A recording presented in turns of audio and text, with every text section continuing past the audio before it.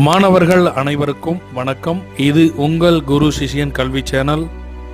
இன்னைக்கு நாம பார்க்க போற பாடம் 8ஆம் வகுப்பு சமூக அறிவியல், ஐரோப்பியர்களின் வருகை.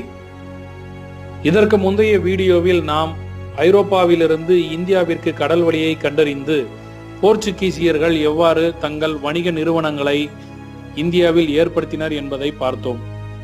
இன்று நாம் காணவிருப்பது டச்சுக்காரர்கள், ஆங்கிலேயர்கள், பிரெஞ்சுக்காரர்கள், டேனியர்கள் இவர்களெல்லாம் இந்தியாவில் எவ்வாறு வர்த்தகம் செய்ய வந்தார்கள் என்பதை பற்றி காண்போம். டச்சுக்காரர்கள். போர்ச்சுகீசியர்களை தொடர்ந்து டச்சுக்காரர்கள் இந்தியாவிற்கு வருகை புரிந்தனர். டச்சுக்காரர்கள் என்பவர்கள் நெதர்லாந்து நாட்டைச் சேர்ந்தவர்கள். 1602 நெதர்லாந்து ஐக்கிய கிழக்கிந்திய கம்பெனி என்ற நிறுவனத்தை தொடங்கி கிழக்கிந்திய நாடுகளில் வர்த்தகம் செய்ய அரசிடமிருந்து இவர்கள் அனுமதியும் பெற்றனர்.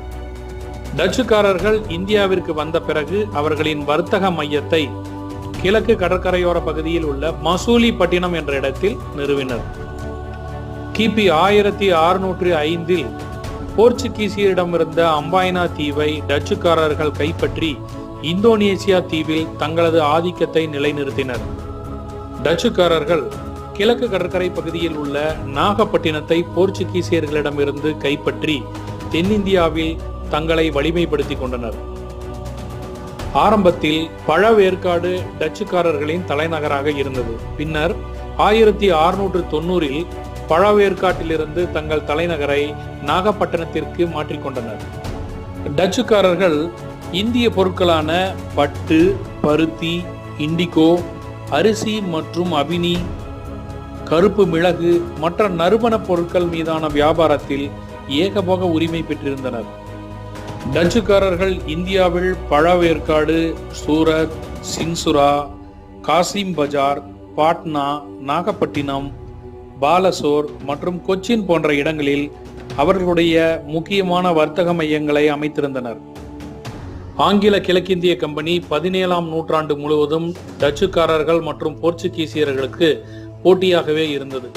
இந்நிலையில் 1623 டச்சுக்காரர்கள் இந்தோனேசியாவின் அம்பாய்னா தீவில் 10 ஆங்கில வியாபாரிகள் மற்றும் 9 ஜப்பானியர்களை இரக்கமின்றி கொண்டனர். இந்நிகழ்வு டச்சுக்காரர்கள் மற்றும் ஆங்கிலேயர்களிடையே மேலும் பகையை வளர்த்தது. 1759 நடைபெற்ற ஃபெடரா போரில் ஆங்கிலேயர்கள் டச்சுக்காரர்களை தோற்கடித்தனர். தொடர்ந்து டச்சுக்காரர்கள் ஆங்கிலேயர்களிடம் தோல்வியடைந்து இறுதியாக வீழ்ச்சியை எட்டினர். ஒன்றன் பின் ஒன்றாக தனது குடியேற்றங்களை ஆங்கிலேயர்களிடம் இழந்து வந்த டச்சுக்காரர்கள் 1795 முழுமையாக ஆங்கிலேயரிடம் ஒப்படைத்தனர். தமிழ்நாட்டில் பழவேற்காட்டில் போர்ச்சுகீசியர்களின் ஆதிக்கமானது நிறைந்திருந்தது. 1502 போர்ச்சுகீசியர்கள் டச்சுக்காரர்களால் தங்களின் ஆதிக்கத்தை இழந்தனர். பழவேற்காட்டில் டச்சுக்காரர்கள் 1613 கெல்டிரியா கோட்டையை கட்டினர். இந்த கோட்டை டச்சுக்காரர்களின் அதிகார மையத்தின் இருப்பிடமாக இருந்தது. மேலும் அக்காலத்தில் பழவேற்காட்டில் இருந்து வைரங்கள் மேற்கத்திய நாடுகளுக்கு ஏற்றுமதி செய்யப்பட்டன. நாகப்பட்டினம், புன்னக்காயல், பரங்கிப்பேட்டை, கடலூர் மற்றும் தேவனாம்பட்டினம் ஆகியன டச்சுக்காரர்களின் கோட்டைகள் மற்றும் கைப்பற்றிய பகுதிகளாக இருந்தன. இந்திய வர்த்தகத்தில் ஆங்கிலேயர்கள் பற்றி காண்போம். இங்கிலாந்து ராணி எலிசபெத் கிழக்கிந்திய நாடுகளுடன் வர்த்தகம் செய்ய கவர்னர் மற்றும் லண்டன் வர்த்தகர்கள் நிறுவனத்திற்கு 1600ஆம் ஆண்டு டிசம்பர் 31ஆம் தேதி அன்று அனுமதி பட்டயம் வழங்கினார். அந்த நிறுவனத்திற்கு பிரிட்டிஷ் கிழக்கிந்திய நிறுவனம் என பெயரிடப்பட்டது.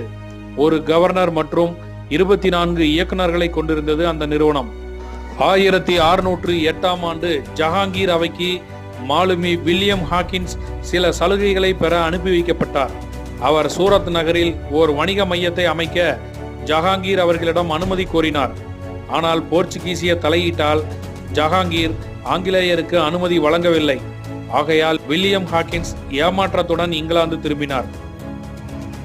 இந்நிலையில் சூரத் அருகே நடைபெற்ற கடல் போரில் ஆங்கில தளபதி தாமஸ் பெஸ்ட் போர்ச்சுகீசிய கடற்படையை தோற்கடித்தார். இதனால் மகிழ்ச்சி அடைந்த பேரரசர் ஜஹாங்கீர் 1613 சூரத்தில் ஆங்கில வர்த்தக மையத்தை அமைக்க அனுமதித்தார்.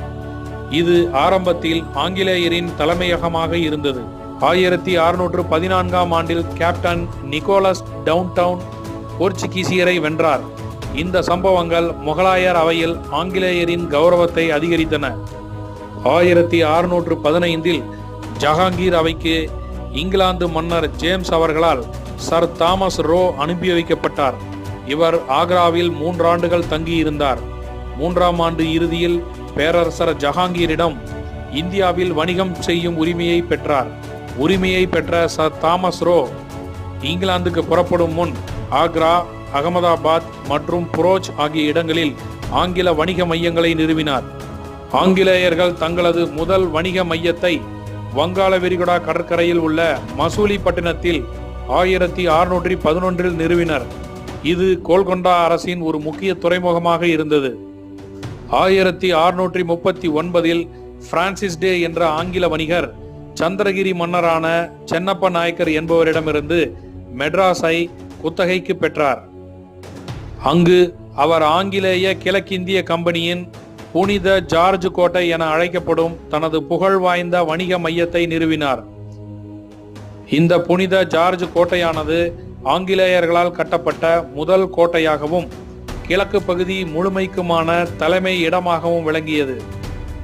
இந்நிலையில் இங்கிலாந்து மன்னர் 2ஆம் சார்லஸ் அவர்கள் போர்ச்சுகீசிய இளவரசி கேத்தரினை திருமணம் செய்து கொண்டார். திருமண சீராக பம்பாய் தீவை போர்ச்சுகீசிய மன்னரிடமிருந்து பெற்றார். ஆங்கில கிழக்கிந்திய கம்பெனி 1668இல் ஆண்டுக்கு 10 பவுண்டுகள் குத்தகை கொடுத்து பம்பாய் தீவை மன்னர் 2ஆம் சார்லஸிடமிருந்து பெற்றது. 1690ஆம் ஆண்டு சுதானுதி என்ற இடத்தில் ஜாப் சார்னாக் என்பவரால் ஒரு வர்த்தக மையமானது நிறுவப்பட்டது. சுதானுதி, காளிகட்டம் மற்றும் கோவிந்தப்பூர் ஆகிய 3 கிராமங்களின் ஜமீன்தாரி உரிமையை 1698இல் ஆங்கில கிழக்கிந்திய கம்பெனி பெற்றது. இந்த 3 கிராமங்கள் பின்னாளில் கல்கத்தா நகரமாக வளர்ச்சி பெற்றது. 1696இல் சுதாநதியில் வலுவான ஒரு கோட்டை கட்டப்பட்டது. அந்த கோட்டையானது 1700இல் வில்லியம் கோட்டை என அழைக்கப்பட்டது. 1757இல் பிளாசி போர் மற்றும் 1764இல் பக்சார் போருக்கு பிறகு ஆங்கிலேய கிழக்கிந்திய கம்பெனியானது இந்தியாவில் ஓர் அரசியல் சக்தியாக மாறியது. 1757 முதல் 1858 வரை ஆங்கில கிழக்கிந்திய கம்பெனியின் ஆட்சியின் கீழ் இந்தியா இருந்தது. 1858க்கு பிறகு இந்தியாவானது ஆங்கில அரசின் நேரடி கட்டுப்பாட்டின் கீழ் வந்தது. இந்தியாவிற்கு டேனியர்களின் வருகை. டென்மார்க் அரசர் 4ஆம் கிறிஸ்டியன் 1616 மார்ச் 17இல் ஒரு பட்டயத்தை வெளியிட்டு டேனிஷ் கிழக்கிந்திய நிறுவனத்தை உருவாக்கினார். அவர்கள் 1620இல் தரங்கம்பாடி, 1676இல் செராம்பூர் ஆகிய இடங்களில் குடியேற்றங்களை நிறுவினர். வங்காளத்தின் செராம்பூர் பகுதியானது டேனியர்களின் இந்திய தலைமையிடமாக இருந்தது. டேனியர்கள் இந்தியாவில் தங்களை பலப்படுத்திக் கொள்ள தவறிவிட்டனர். எனவே 1845இல் டேனியர்கள் இந்தியாவில் இருந்து குடியேற்றங்கள் அனைத்தையும் ஆங்கில அரசுக்கு விற்றனர். இந்தியாவிற்கு பிரெஞ்சு கிழக்கிந்திய கம்பெனியின் வருகை. பிரெஞ்சு கிழக்கிந்திய நிறுவனமானது மன்னர் 14ஆம் லூயியின் அமைச்சரான கால்பர்ட் என்பவரால் 1664இல் உருவாக்கப்பட்டது.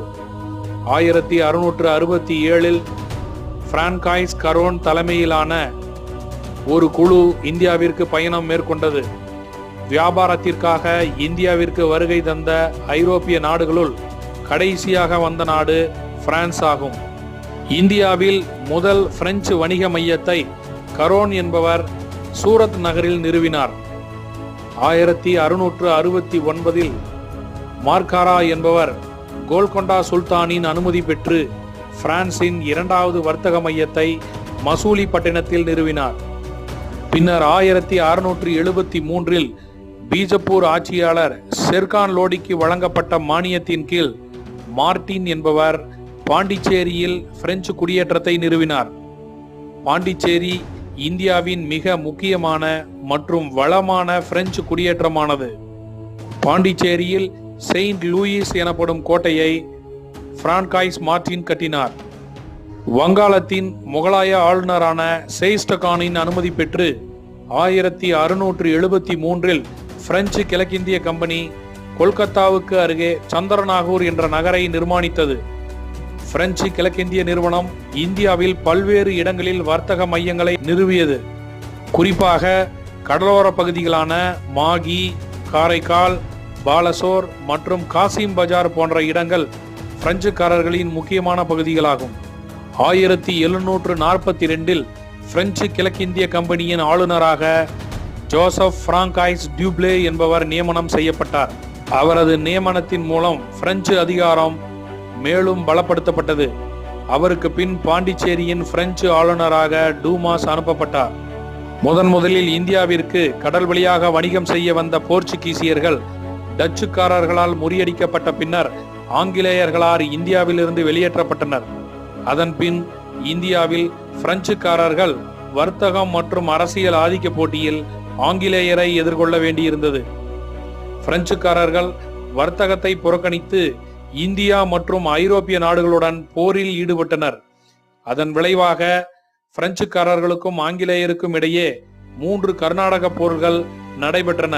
இந்த கர்நாடக போரின் தோல்விகள் பிரான்சை நலிவடைய செய்தன. போர்ச்சுகீசியர்கள், டச்சுக்காரர்கள், டேனியர் இவர்கள் அனைவரையும் முறியடித்து ஆங்கிலேயர்கள் இந்தியாவில் தங்கள் ஆதிக்கத்தை செலுத்தினர். ஆங்கிலேயரின் வெற்றிக்கு ஆங்கிலேயரின் வணிக ரீதியான போட்டி, உயர்ந்த தியாகம், அரசின் ஆதரவு, கடற்படை மேலாதிக்கம், தேசிய தன்மை மற்றும் ஐரோப்பாவில் அவர்களின் அதிகாரம் ஆகியன காரணமாக இருந்தன. இவ்வாறு வணிகம் செய்ய வந்த போர்ச்சுகீசியர்கள், டச்சுக்காரர்கள், டேனிஷ்காரர்கள், பிரெஞ்சுக்காரர்கள், ஆங்கிலேயர்கள் போன்ற ஐரோப்பியர்களின் ஆதிக்கமானது இந்தியாவின் மீது இருந்தது.